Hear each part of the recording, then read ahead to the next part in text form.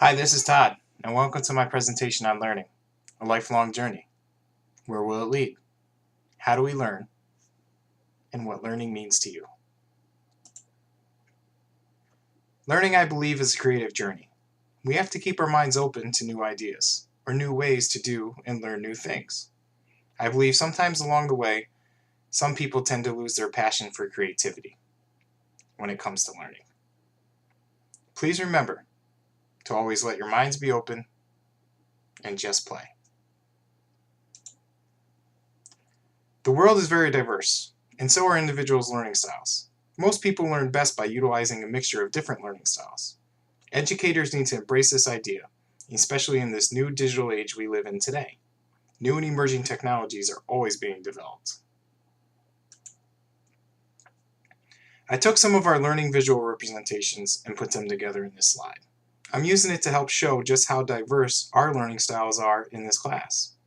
Some of the themes that I saw with learning styles were some of us tend to be more hands-on, some are verbal, visual, logical, or even physical when it comes to our learning.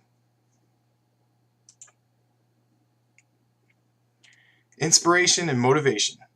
When it comes to learning, we need to find out what inspires not only ourselves, but also others. In The Art of Learning, James Zoll speaks about how if we're more interested in a subject, it's easier for us to learn. The reason being is because you're motivated to learn. Now I'm going to give you a quote from Johann Gottfried von Herder. Without inspiration, the best powers of the mind remain dormant. So go. Get inspired. So what's motivating you? Can you guess what's motivating this kayaker?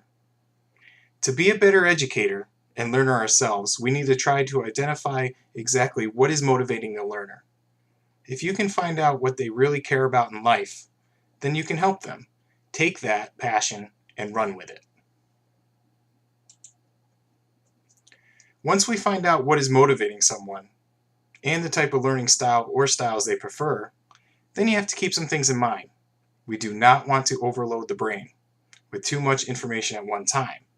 The human brain can only process 7 plus or minus 2 ideas coming in at once.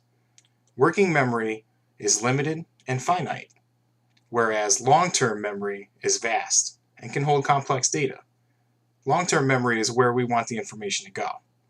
So we have to create connections or schema with the information.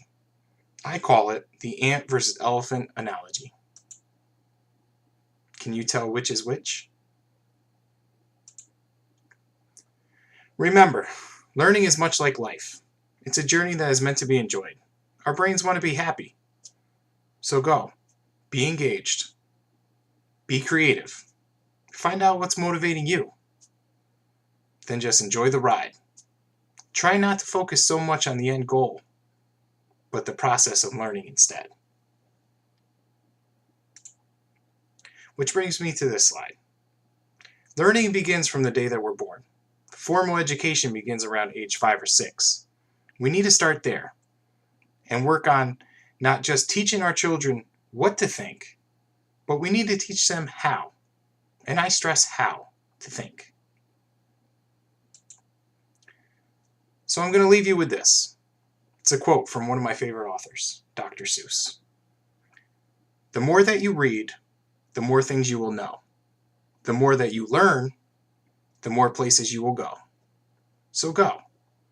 Get inspired. Go get motivated.